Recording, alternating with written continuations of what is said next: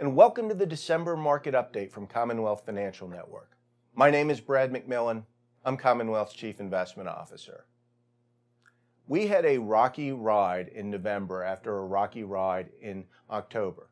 Indeed, it feels like a roller coaster ride, and when I look at the markets, I think about how you feel at the end of the roller coaster, when you get off and you're still swaying back and forth a little bit. The news is actually good for this month, as financial markets pretty much ended up in the green. Didn't seem likely, didn't even seem possible at one point, but nonetheless, we did end with gains. Here in the U.S., we saw the large cap indices, the Dow and the S&P, up by 2% in a bit. Even the Nasdaq was up a little bit. Not great, but hey, a win's a win. When we look abroad, we saw the international developed markets down a bit, but basically flat. But we saw emerging markets actually rebound strongly.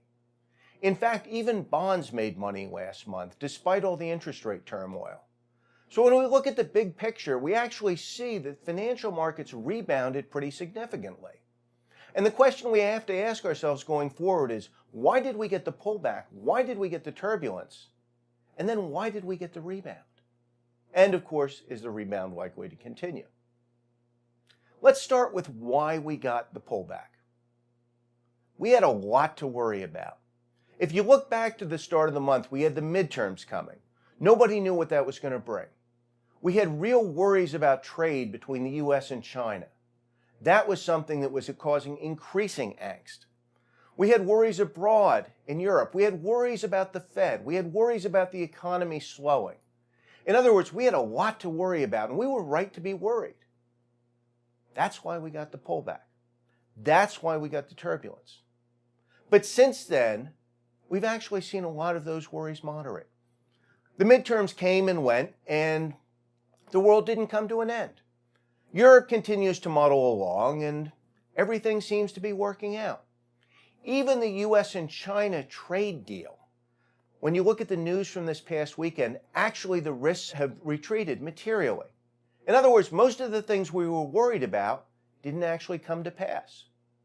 Even the economy, which was slowing, and it is slowing, but it's still growing. Housing continues to slow, but we're also seeing personal income and personal spending tick back up. Yes, the Fed is intending to raise rates, but they've also suggested they're going to moderate that. In other words, yes, there are real worries, but they're not nearly as bad as what we might have thought. And that's why we're starting to see the markets pull off. Now, when we look ahead, the question is, will the bounce continue? I think it might. Seasonally, we typically get a Santa Claus rally at this point, so we have some seasonal tailwinds. Beyond that, the fundamentals remain solid, and we've already been through most of the worries and the reaction.